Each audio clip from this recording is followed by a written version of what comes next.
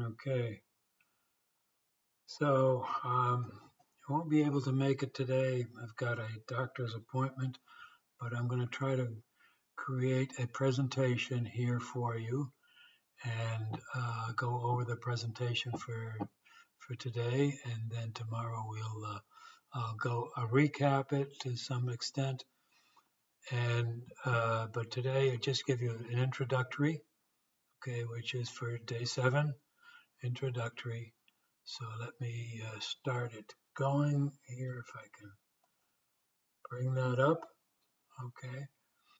Okay, so starting introduction to AC filtering. And what are we talking about here? What is AC filtering?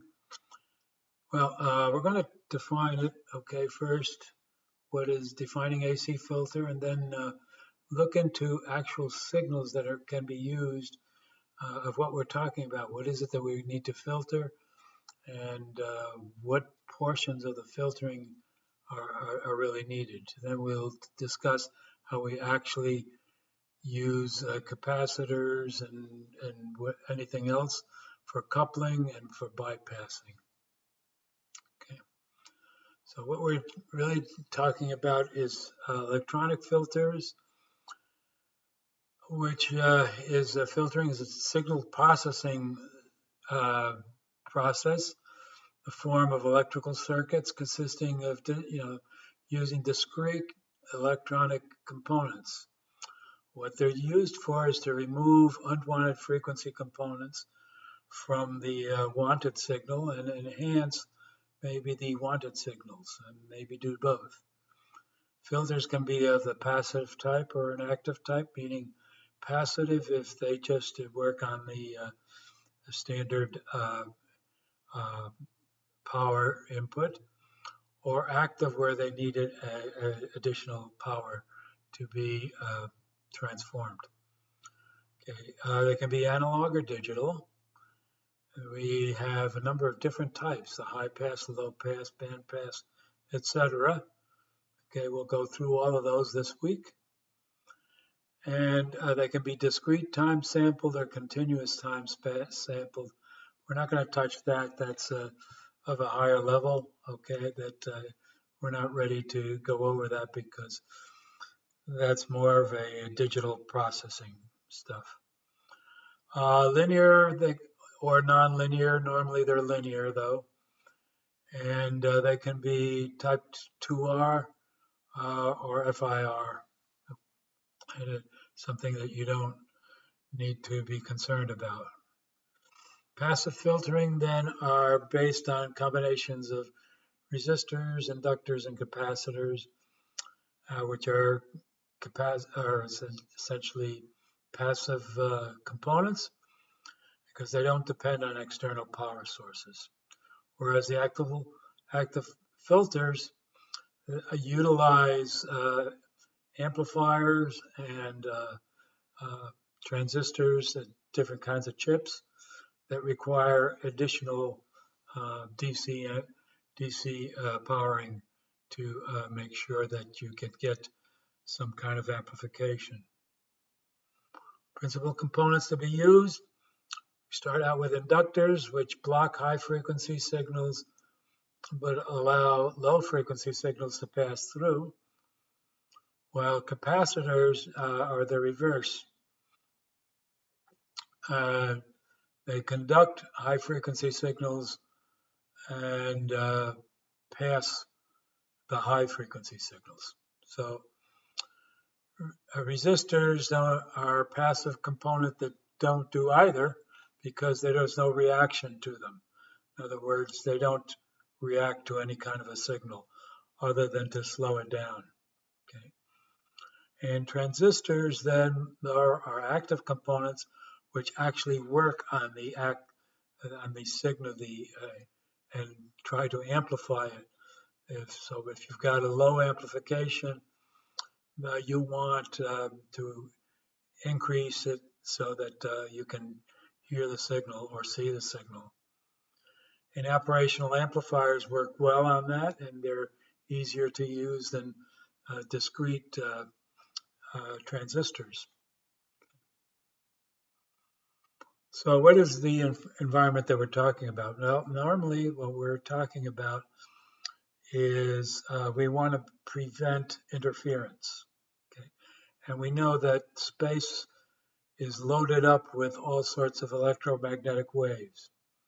We're surrounded, they're all around us. So as long as we have wires going into our electrical system, those wires will act up as if they're antennas. And if they're antennas, they're going to pick up anything that's available in space. It could be high powered, it could be very low powered, okay? But they can interfere with what it is that we're trying to do.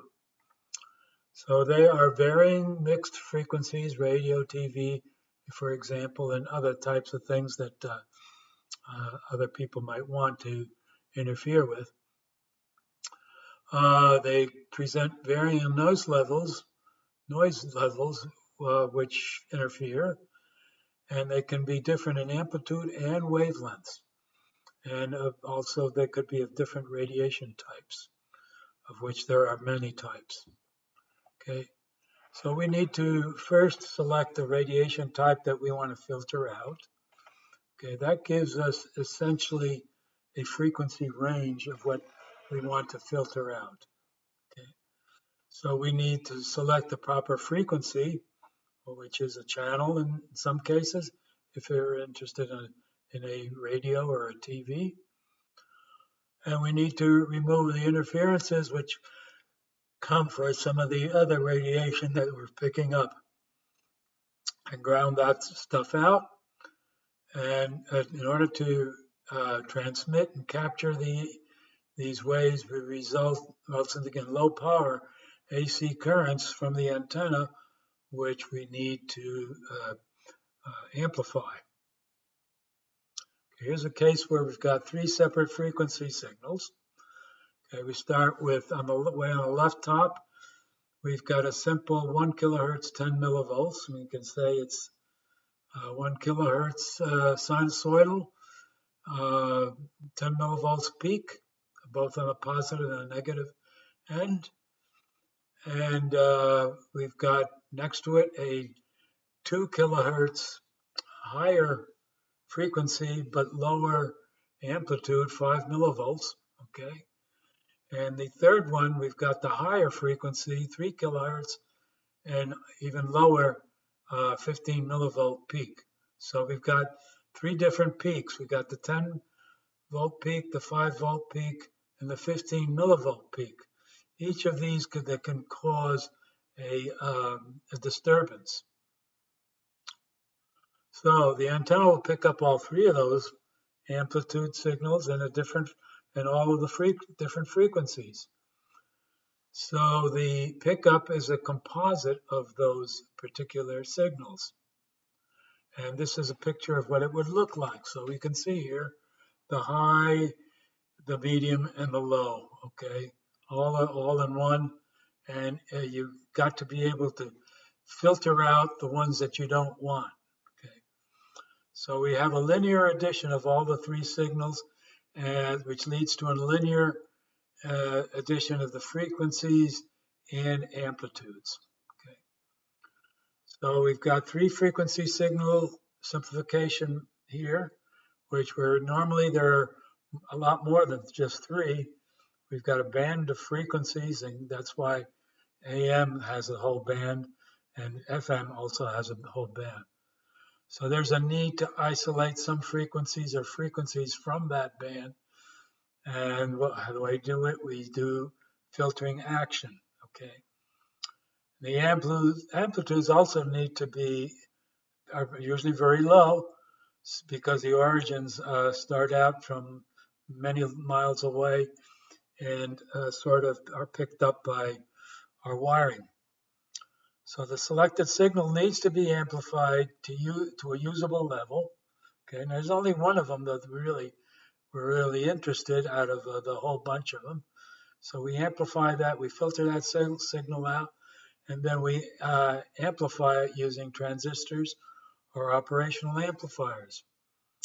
So the amplification is performed by using those active devices. and they require extra power, because if you can't amplify without adding extra power to it. So here's our functional block diagram to show you how we're using an antenna to pick up the composite of signals. We use filtering then to ground out the unwanted and pass the wanted. So we have passing on is a tuned signal, normally of a sinusoidal wave, okay, which now we need to amplify it in order for us to hear or see the actual signal, okay, and we have to do that, and to amplify it, we need to add a DC voltage to it. But when adding that DC voltage, we want to make sure it doesn't interfere with the tuned signal on this portion of the signaling. But on this portion of the other signaling portion of where we're amplifying, we'll have a composite of the DC plus the tuned signal, okay? So the filtering, we start out with a filtering stage, which uses resistors, capacitors, inductors for tuning into a specific frequency, okay? And then we, in the amplification stage, we add DC biasing to amplify the weak signal to get a stronger AC signal. And if we use a transistor, then we add the VCC voltage that can be either positive or negative, because we've got two different types of transistors, NPN or PNP, and they then have to be biased differently to make sure that the signal gets amplified properly. Okay. The DC bias requires to center that tuned signal so that we get an output that's we pick up the entire signal that's amplified. The DC needs to be isolated from the both input and the output sides. So we essentially use two capacitors, one on the input and one on the output. So the output is the past output stage, requires additional filtering, okay? Because even though we get the signal, okay, it could be a radio signal, but we still have to adjust for pitch, frequency, and loudness, okay? We can adjust for high, low, or medium, and for loudness, okay? Amplification, all right? So the primary filtering types can basically provide path to ground and can present less attenuation if it's a capacitor, less attenuation of low frequency signals than for high frequency signals, while for inductors it's the opposite way. We get less attenuation for high frequencies than for low frequency, okay? And the reason is because of the reactive, okay, capacitive reactance and inductive reactance, where we see the capacitive reactance is inversely proportional to the frequency, whereas the inductive reactance is directly proportional to frequency. The higher the frequency, the higher the reactance, which means it's a higher resistance, less to go through. And the vice versa for the capacitor, okay? If we've got a high frequency, we get a very low capacitive reactance. Okay. So DC biasing, these are some waves that shows you if the regular DC signal or AC signal is just a regular sinusoidal around a 0 voltage medium range, okay? And we can, if we add a positive bias, here we're adding a positive 5-volt bias, okay? And basically that's picking up this entire signal, this wave, up by 5 volts. Or here we can, to reduce it, by 5 volts by just putting a negative 5 volts the bias on it. Okay. So the electrical coupling is a transfer of electrical energy from one circuit segment to another, and the AC potential can be transferred from one circuit to another having DC potential by using a capacitor. Okay, we know we can do that. Electrical energy, though, needs to be transferred from one circuit segment to another, but they might have different impedances. So to maximize the translation from one segment to the other, we need to know that the peaks, the impedances are matched. Okay, that the output impedance equals the input impedance, basically. And here's a few diagrams to show you how we create a coupling capacitor, where the coupling capacitor allows the signal to go through, okay, but basically not the DC portion of it, right? And here's just a table of different types of coupling capacitors that we can have depending on what frequencies we want, along with resistors, okay? Basically, we're talking using resistance together with capacitors and resistance with inductors. We can also use a transformer, because a transformer has a secondary that's basically an inductor and the primary is an inductor. So we can use RL on either end of it, okay, to get some kind of a frequency filtering. And we can use bypass filtering, again, if we want to. In this case, what are we going to do? We're going to get an output that's AC plus DC, right? And we want to get out, we want to be able to ground out the DC portion of it, okay? Sorry, we're going to ground out the AC portion, so all we get is we keep the the DC portion of it, so that we can maintain that 20 volts across the amplifier. Okay, so we've got a resistance on this side and a resistance on that side. Essentially, that's the way we create that basic bias. Okay. And here's a bunch of resistors and that we can use and together with capacitors. Okay. And the different types of frequencies that we can have a low pass filtering, which passes low frequency signals, okay? And lower frequency signals are those frequencies that are below some frequency point, to pass while blocking those that are higher frequencies. The high pass filter does the opposite, okay? It passes the higher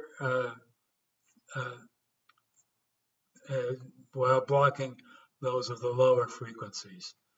And the band pass filtering basically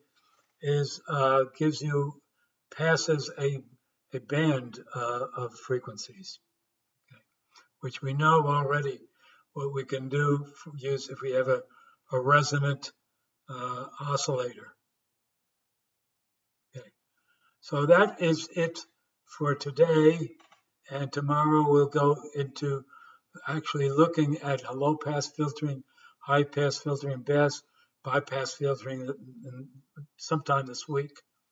Okay, and so that we will see you tomorrow, and we'll see you tomorrow and the days afterwards. So no problem.